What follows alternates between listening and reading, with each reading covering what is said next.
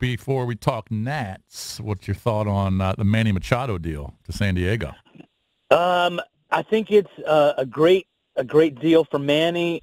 He clearly preferred the guaranteed money from the what runner-up offer, which was the White Sox, which was less guaranteed, but the possibility of more in the end with options and incentives.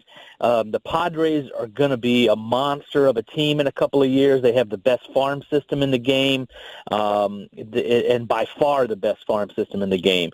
7 of the top 50 prospects in baseball. So, their time is coming. It may not be 2019, but in 2020 and beyond, they're going to be just a monster of a team. I think it's good for baseball as well, as like Commissioner Rob Manfred said yesterday. It's good to have small market teams signing superstar players. It's good for Bryce Harper as well, because I think, it gives a benchmark to shoot for, and it's going to, I think, spur some action here in the next couple of days. Now, we were getting conflicting reports that this didn't necessarily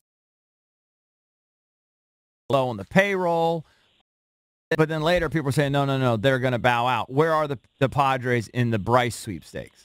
Well, I think when you're seeing stuff coming out that the Padres are still in on Harper, you have to take every rumor out there with a grain of salt and think about agendas. I mean, that could be coming from the Boris camp, the Bryce Harper camp, to try to keep pressure on the teams that are involved, to make them think who knows? I think it's very unlikely the Padres would sign both of these guys and commit, $500 million or more to 2 players. I just can't see that. I wouldn't necessarily read much into that.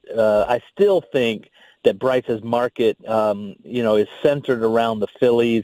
You might see the White Sox still be in this. You might see the Giants still be in this, and you might see the Nationals in the end be in this. So you still think, all right, I want to hit on all those teams. Let's get to the Nats. I've always kind of gotten the sense that they really don't even really want to go there with all of this. They're so comfortable with what they have, and they really don't want to go there. So why would we think late? Is that simply the head guy, Ted, stepping in? There you go. That's it?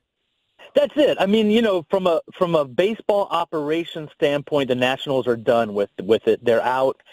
Mike Rizzo put together the roster. The clubhouse is starting to come together.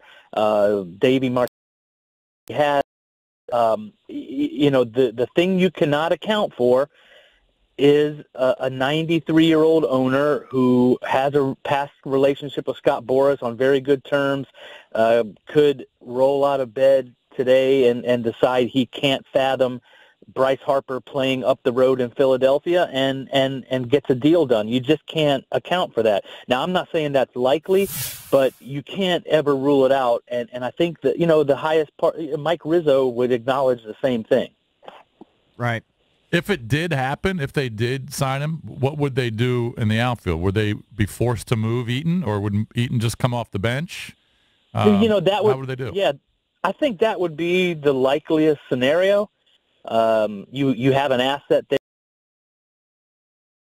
some pieces that you could use. That to me makes the most sense. But at the same time, there's higher value for Eaton.